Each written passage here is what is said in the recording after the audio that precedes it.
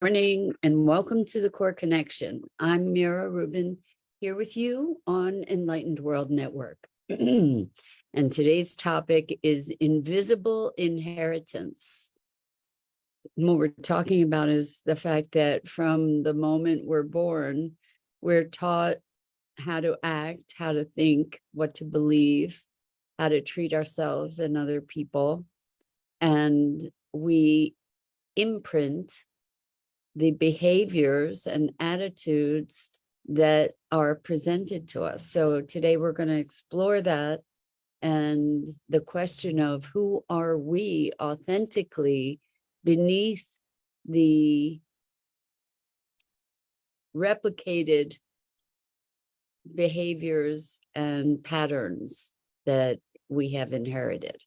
So it should be an interesting conversation. And before we get started, let's take a minute or two to get present. Good morning, Rosalind. Welcome. Great to have you here, and welcome to everybody else who's joining us. We're just going to take a minute or two and get present. So if you'll take a deep breath in through your nose and hold it, and imagine clean, crisp oxygen flooding your lungs, flowing into your bloodstream, nourishing all your cells, all your organs, bringing vital life energy to your body and being. And as you exhale, exhale any tension, stress, negativity, fatigue. And now let's take another deep breath in through your nose and hold it. This time, imagine brilliant, bright light, lighting you up from the inside out, illuminating, electrifying, and energizing all your cells, all your molecules, all your electrons, creating a brilliant beam of light and energy from your heart out into the world. And as you exhale, exhale any remaining tension, stress, negativity, fatigue. And now let's press our palms together. Vigorously rub your hands together to feel the friction, the temperature, the pressure, the motion, the tickling and tingling when you stop, and allow all those sensations to bring you present right here, right now, into this remarkable physical form that enables you to experience life. Welcome, welcome, welcome. So I think this is such an interesting conversation to have. We're talking about invisible inheritance. We think that we are our own people, and we live our lives often in reaction to our parents. We either become like our parents, or we become sort of the opposite, like rebelling against being what our parents are, right? And that may be conscious to a certain degree, but I would bet that every one of us has had a moment where we have been in a situation and then we all of a sudden realize that we're acting out our parents. You know, that, oh my gosh, that's my mother's voice. Oh my gosh, that's my father's voice. Like, where did that come from?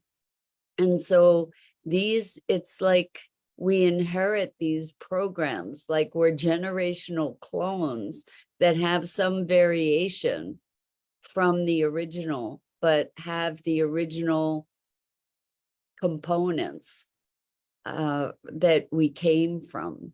And we most often don't ever see these things. And we think we are our own people.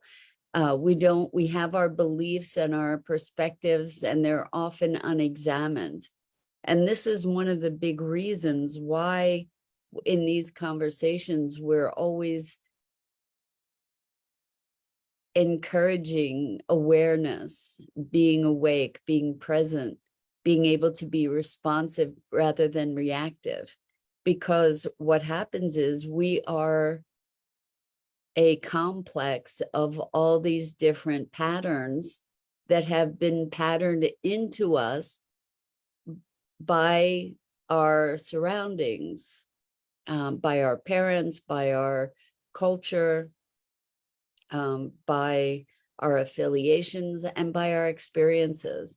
But the thing that we get to notice is that these things are automatic. These things are most often invisible to us until we start looking.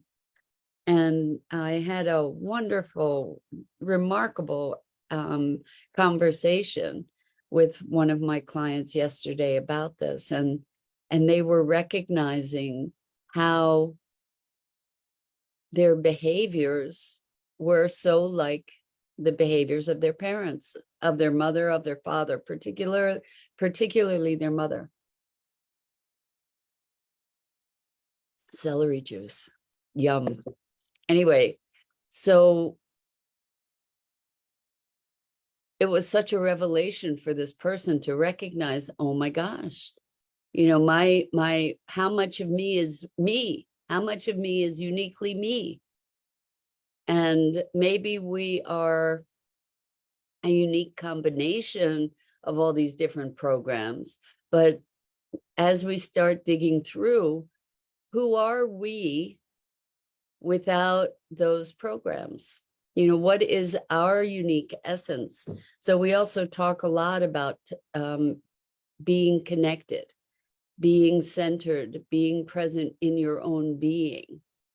And from that space, in this moment, from that space, we have greater access to our essential selves, to go beyond the reactivity, to go beyond the programmed responses, and to allow ourselves, as we are able to better observe these different patterns, then we have the beginning of being able to disentangle them and to recognize that these things we think we believe, these behaviors we think we have, these priorities, these values, until they're examined, until we really look and challenge them, can we claim them as our own consciously?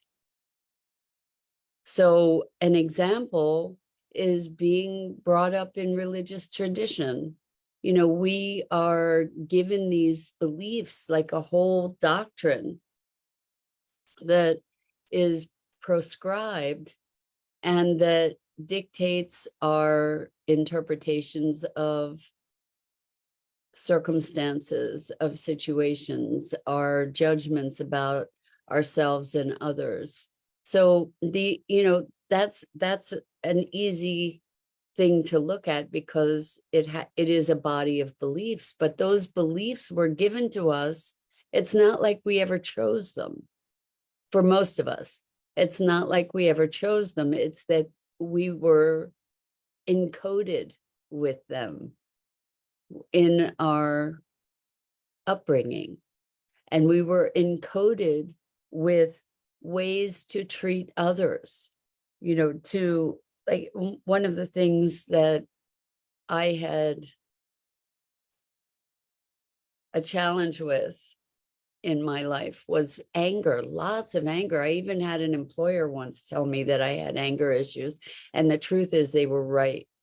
And it wasn't easy for me to hear, but it was true. Anyway, my family has a pattern of anger. And I learned that in my family. I learned that that was a first response, a best defense. You know, I wasn't even aware that I had learned it until this person pointed out to me that I had anger issues, and I chose to address it, but I didn't recognize it as not me. I recognized it as my problem, like something wrong with me, rather than recognizing that, oh, wow, this is an inherited pattern. This is a programmed behavior. This is not mine. This is what I was taught. And I never knew to question it or challenge it because that's just how it was. When we grow up, where are we getting our experience of reality? Where are we getting the rules through which we interpret reality in our experience? And we never question it because that is the only reality. That's the environment that we are cultivated in. So we are going to be a product of that environment, whether it's by adopting those beliefs or reviling them, in reaction to them. But we are shaped by those inputs in our lives. And the opportunity to look at where certain beliefs or behaviors came from, rather than just blaming ourselves, punishing ourselves for acting or thinking or being a certain way.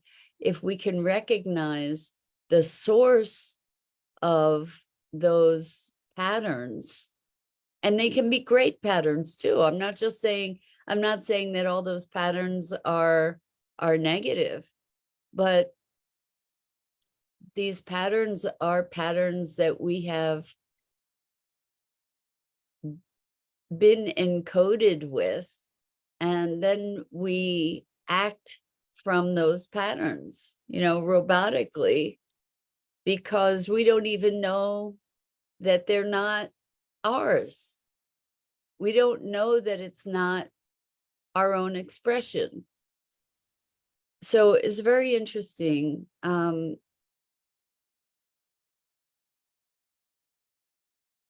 This is a way that we have generational patterns.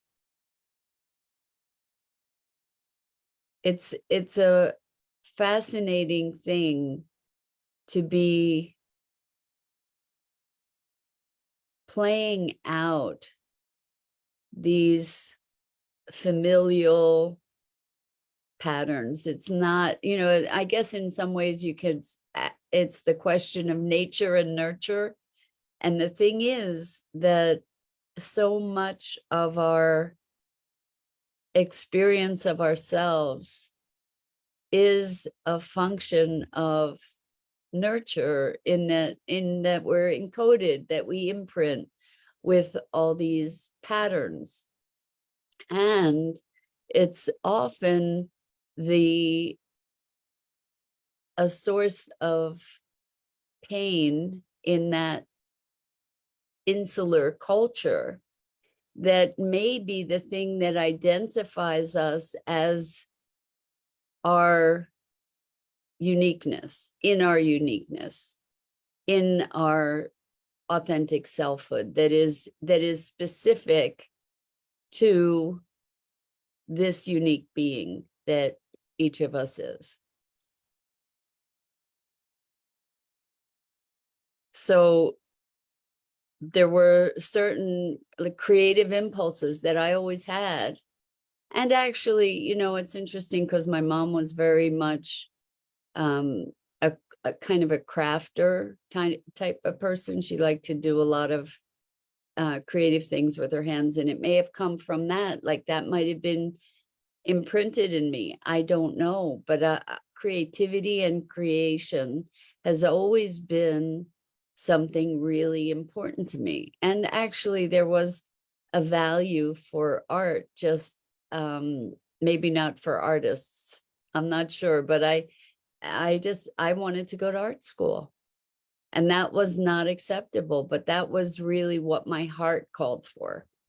And so it wasn't a deliberate fighting against the tide. That was what was emergent in me. And it took a lot in my life to give myself permission to pursue it and to gain some approval, which I very much needed at the time, despite myself, to be able to follow that pursuit. So it's interesting, in the process of reaching toward freedom, what I notice in the work that I do with folks is it's very much about releasing, releasing these patterns, releasing the trauma, releasing the pain, or dissolving it, transmuting it, whatever. But it's like taking off all these garments that are covering up our essential being. And as those veils are lifted, we become more and more of our authentic self and our authentic expression, and have a greater and greater capacity to fulfill that soul song, that calling of our hearts and souls that I believe we each came here to fulfill. That we each have a unique role to play, and the freer we can become of these patterns that were unexamined, we might decide to own some of them and embrace them ourselves, but it's really hard to distinguish what's me making that decision and what's my conditioning making that decision. Rosalind says, seeing the container and dissolving the boundary when they are no longer needed. Exactly. I like that. Thank you, Rosalind. So, because it is a container, it is a container. All these programmed behaviors are containers. You know, so one of the things that I address a lot with clients is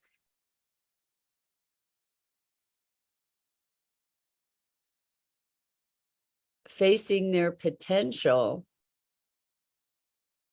and having a conflict between being able to be fully expressed and also wanting to be invisible.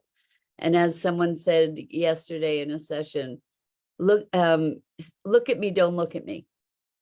That we have these counter impulses. Look at me, don't look at me. And or see me, don't look at me. And it's very interesting when we recognize that these are things we've been taught. These are things that we've been taught, and we get to choose whether we own them or not once we start recognizing them. So another example is I've been working with a client who grew up in a very abusive environment.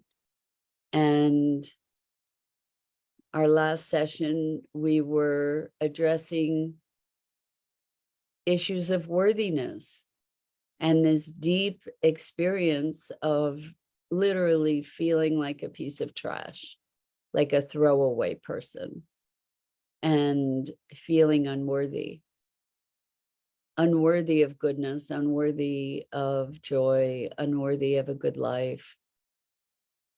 And I asked, well, what does it look like to be worthy? And there were all these conditions. And I said, who decides? Who decides? Is it all these conditions that make you worthy? And what they recognized is that they had adopted the feeling of being unworthy, the notion of being unworthy, as in response to the treatment that they had had by these parents. And because the parents treated them so badly, their belief was that they were unworthy. And even if that was the parents' belief, and I don't know that it was or wasn't, does that mean that that had to be this person's belief? Did they need to assume that belief? And for the first time, they recognized that this was something that had been given to them essentially, and they'd been carrying it around for all this time and letting it weigh them down and believing that it was the truth. that it was an indisputable truth. And all of a sudden, they had the opportunity to recognize that it was just a belief, that it was just something that was given to them. They learned how to treat themselves by the people that were treating them poorly. That's what we learn, and we adopt it like that's how it should be, because we don't know different. And so in this moment, this person was able to say, you know what? Maybe I don't have to carry that anymore. Maybe I can actually put that down. And I don't have to be at the effect of it anymore. And the result of that is a profound freedom to recognize that we keep recreating these things. I know when I when I was growing up, I had a lot of opposition. Good morning, Robin. Welcome. So good to have you here with us this morning. So there was a lot of opposition from me, resistance, rebellion. And it wasn't until I got to college, where my parents weren't there for me to push against, that I realized I internalized all these messages that I had been rebelling against, that my lack of self-esteem was something that I had internalized, that it wasn't just something that was imposed outside. It was something now I had adopted, and I was imposing it on myself. I had imprinted it. And the thing is that I didn't at the time recognize, wait a second, it's not me. That's not me. It's that other voice in my head. That's not my voice, and I don't have to listen to it.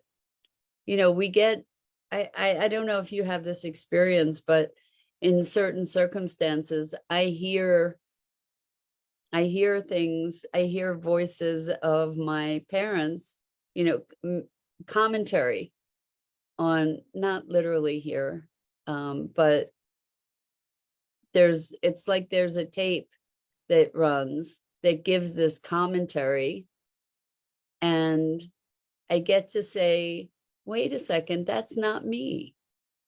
That's that program running, and I don't have to pay attention to that. I don't have to own it. I don't have to listen to it. I don't have to follow it. It's just an old tape. So Rosalind says, stepping into the hero role, or the Shiro role, I'm not waiting for someone to save me. I'm expressing myself fully and blossom into greater impact. I can do hard things. That's beautiful, Rosalind.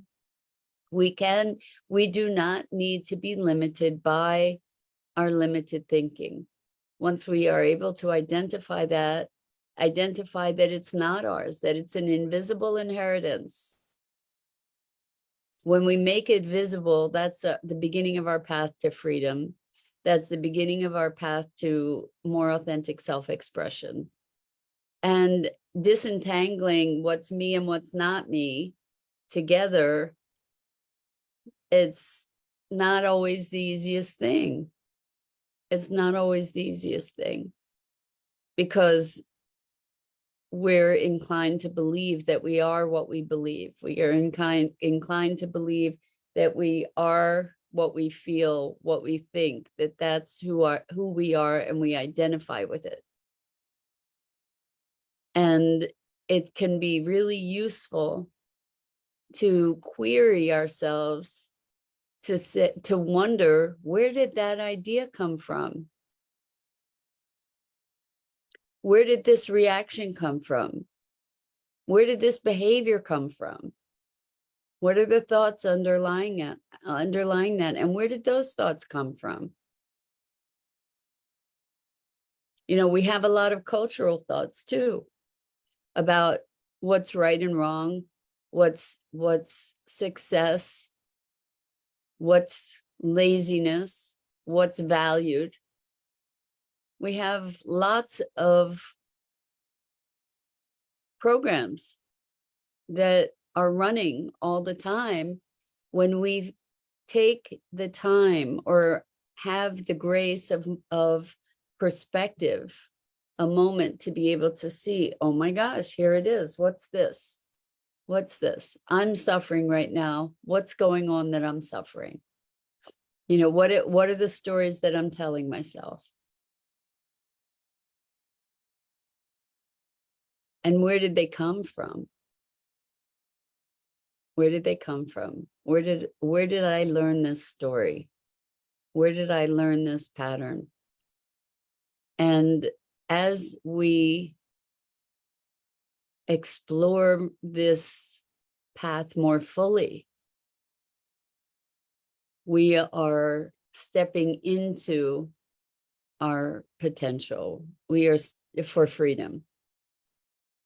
We are providing ourselves with an opportunity to become more of our authentic selves.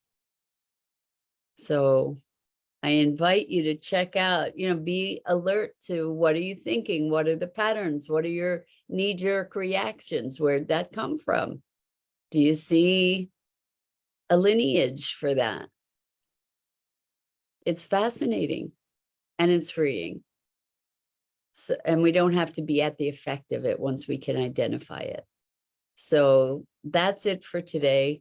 I'm Mira Rubin. This is the Core Connection, and I go live here each weekday morning on the Enlightened World Network Facebook page and YouTube channel.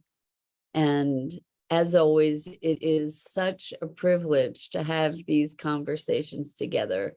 I'm so grateful to you for joining me. And until next time, so much love to you.